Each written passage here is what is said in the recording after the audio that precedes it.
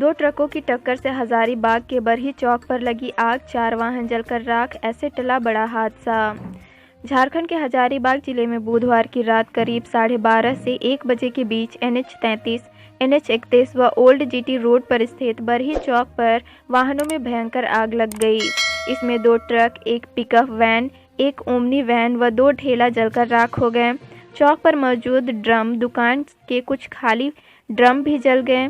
हालांकि घटनास्थल पर मौजूद सभी दुकान आग की चपेट में आने से बाल बाल बच गए हैं, नहीं तो जान माल के भारी नुकसान की आशंका थी। लॉकडाउन में शादी ब्याह पर पाबंदी, सिमडेगा में 3 करोड़ का टेंट कैटरिंग व्यवसाय प्रभावित।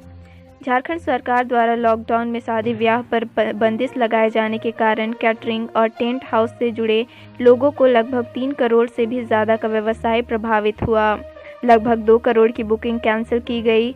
झारखंड सरकार के द्वारा लॉकडाउन के दौरान शादी ब्याह पर बंदिश लगाए जाने के बाद से लगभग 2 करोड़ की बुकिंग विभिन्न कैटरिंग संचालकों द्वारा की गई थी, किंतु शादी पर पाबंदी लगने के कारण बुकिंग कैंसिल करनी पड़ी है।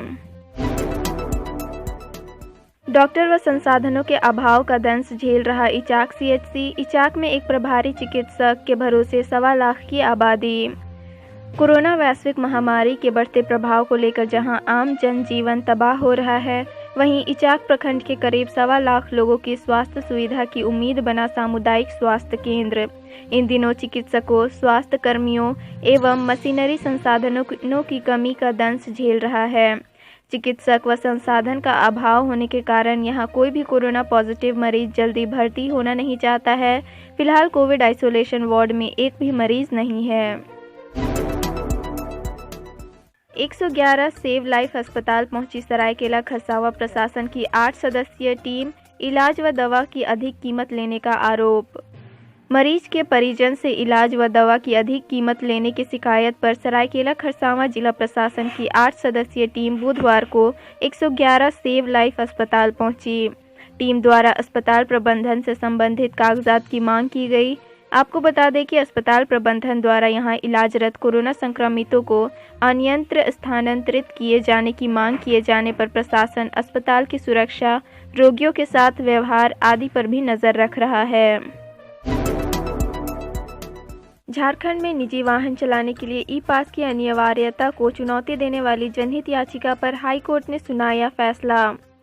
झारखंड हाई कोर्ट ने निजी वाहन चलाने के लिए ई-पास की अनिवार्यता को चुनौती देने वाली जनहित याचिका को सुनवाई के बाद गुरुवार को खारिज कर दिया। चीफ जस्टिस रवि रंजन और जस्टिस सुजीत नारायण प्रसाद की खंडपीठ ने सुनवाई के दौरान मौखिक रूप से कहा कि कोरोना के बढ़ते संक्रमण को रोकने के लिए सरकार ने पॉलिसी बनाई है, ई-पास लेकर आवागमन की इजाज़त दी है, कोर्ट इसमें हस्तक्षेप नहीं करेगा। चीफ जस्टिस रवि रंजन और जस्टिस सुजीत नारायण प्रसाद की खंडपीठ ने सुनवाई के दौरान कहा कि ई-पास बनाने में यदि परेशानी आ रही है या नहीं बन पा रहा है तो लोग जरूरी सामान लेने के लिए पैदल जा सकते हैं। प्रार्थी की ओर से अधिवक्ता अनूप कुमार अग्रवाल ने इस मामले में पैरवी की।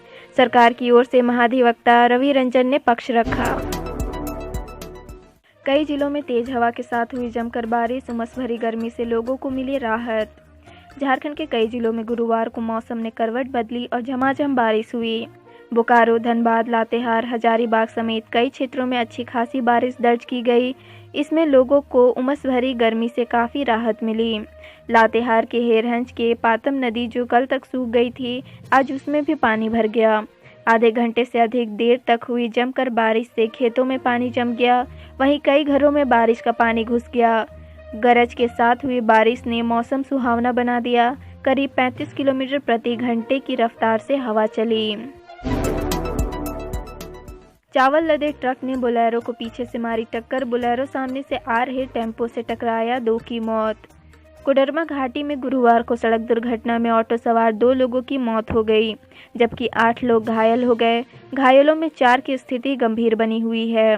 हादसा चावल लदे एक ट्रक द्वारा बोलेरो को टक्कर मारने और बोलेरो के अनियंत्रित होकर सामने से आ रहे टेम्पो में टकराने से हुआ। हादसे के बाद ट्रक कुछ आगे जाकर अनियंत्रित होकर एक खेत में पलट गया। इसके बाद मौके पर जुटे लोगों ने चावल की कई बोरियां लूट ली।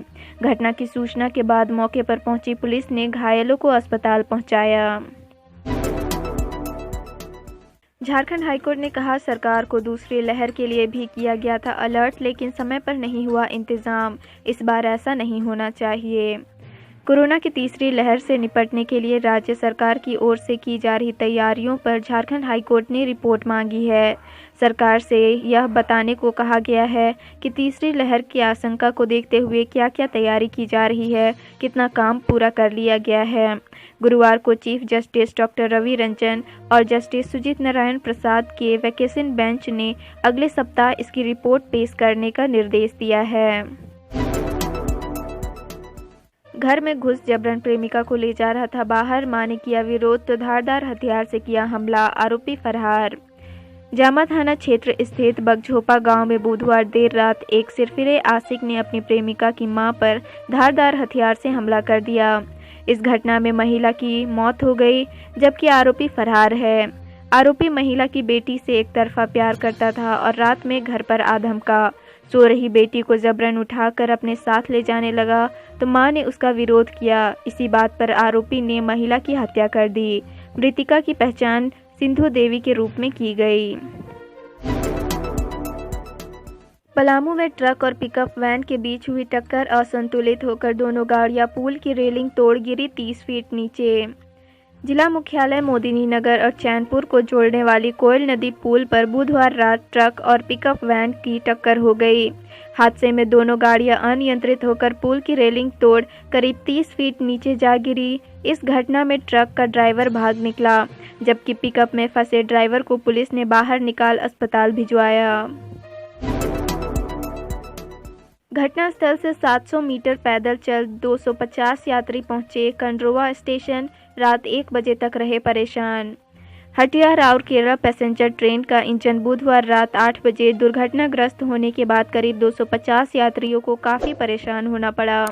घटनास्थल से 700 मीटर अंधेरे में पैदल चलकर सभी यात्री कंड्रोवा स्टेशन पहुंचे।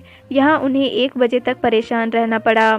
इसके बाद सुरक्षित बची 7 बोगियों में नया इंजन जोड़कर ट्रेन को राउरकेला के लिए रवाना किया गया। इस दौरान स्टेशन पर रेल सुरक्षा बल थाना के निरीक्षक विजय पांडे ने पैसेंजर के बीच बिस्किट और पानी का वितरण कराया। बताते चले कि रात में इंजन बोगी से अलग होकर देव नदी में जा गिरा। इस घटना में सभी यात्री सुरक्षित हैं। इधर इस घटना के बाद रेलवे ने स्टेशन मास्टर मुकेश कुमार और पॉइंट्समैन अमन कुमार को निलंबित कर दिया है। राज्य में 75 दिनों में कोरोना से 3,374 मौतें दर्ज, पर डेथ सर्टिफिकेट 9,978 जारी हुए। पिछले वर्ष से 4,434 ज़्यादा।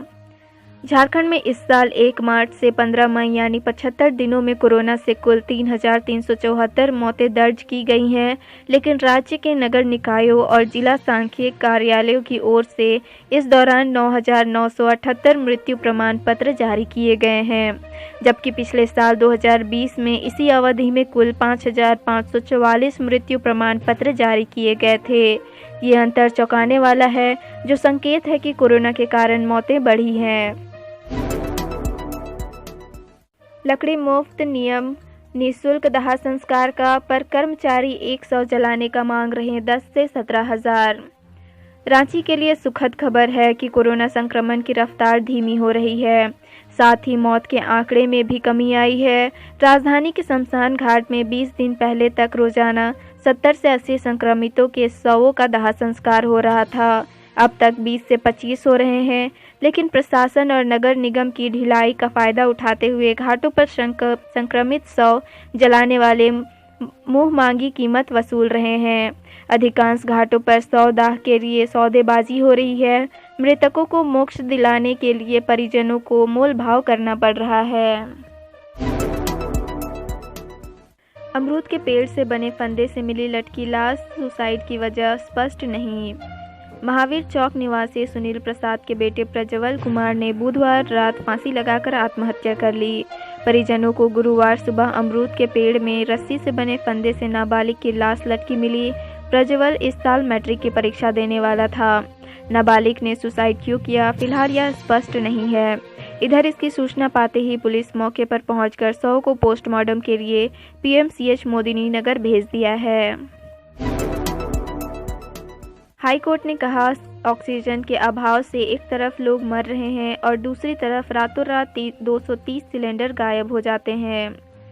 झारखंड हाई कोर्ट ने राज्य सरकार से ऑक्सीजन सिलेंडर की चोरी की घटना पर जवाब तलब किया है। एक जनहित याचिका पर सुनवाई के दौरान अदालत ने मौखिक टिप्पणी करते हुए कहा कि कोरोना के बढ़ते संक्रमण के बीच एक तरफ लोग ऑक्सीजन सिलेंडर के अभाव में मर रहे हैं और दूसरी तरफ इस तरह की जानकारी मिल रही है कि हजारीबाग जिले में 230 ऑक्सीजन सिलेंडर रातों रात गायब हो गए। हाई कोर्ट ने इस प्रकरण पर राज्य सरकार से जवाब मांगा है। मार्च में 14 लोगों ने किया था कॉल, मई में अब तक 60 लोग ले चुके हैं परामर्श। कोरोना महामारी के बीच अवसादग्रस्त लोगों की संख्या तेजी से बढ़ रही है। जिला प्रशासन और केंद्रीय मनोचिकित्सा संस्थान की पहल पर आत्महत्या रोकथाम हेल्पलाइन के आंकड़े इसे प्रमाणित कर रहे हैं। कोरोना की दूसरी लहर की शुरुआत के दौरान मार्च में महज 14 लोगों ने इस हेल्पलाइन नंबर में कॉल कर अपनी परेशानी बताई। अप्रैल में कॉल करने वालों की संख्या 4 गुना बढ़कर 53 हो गई, लेकिन अवसादग्रस्त लोगों की संख्या ज़्यादा इजाफा मई में देखा जा रहा है। 18 मई तक 60 लोगों ने हेल्पलाइन में कॉल कर अपनी परेशानी बताई है। हेल्पलाइन नंबर पर कॉल करने वालों में 15 साल से लेकर 50 साल तक के लोग शामिल हैं। नेपाल में फंसे दुमका के 26 मजदूरों में कोरोना के लक्षण, कमरे में बंद कर चढ़ाया जा रहा है सलाइन। दुमका जिले के 26 मजदूर पड़ोसी देश नेपाल में फंसे हुए हैं। इनमें 3 मजदूर को टाइफाइड है और बाकी सब में कोरोना के लक्षण हैं। उन्हें सर्दी, खांसी, बुखार, बदन दर्द और गले की शिकायत है। सोशल मीडिया के जरिए मजदूरों ने झारखंड सरकार से मदद की गुहार लगाई है। कहा है कि 2 दिनों में नेपाल से नहीं निकाला गया तो जान चली जाएगी। उड़ गया कपड़ा कारोबार का रंग, रेडीमेड कपड़ों के कारोबार की कमर टूटी, 2.5 महीने में 30 करोड़ का नुकसान। कोरोना संक्रमण ने कपड़ा कारोबार का रंग उड़ा दिया है।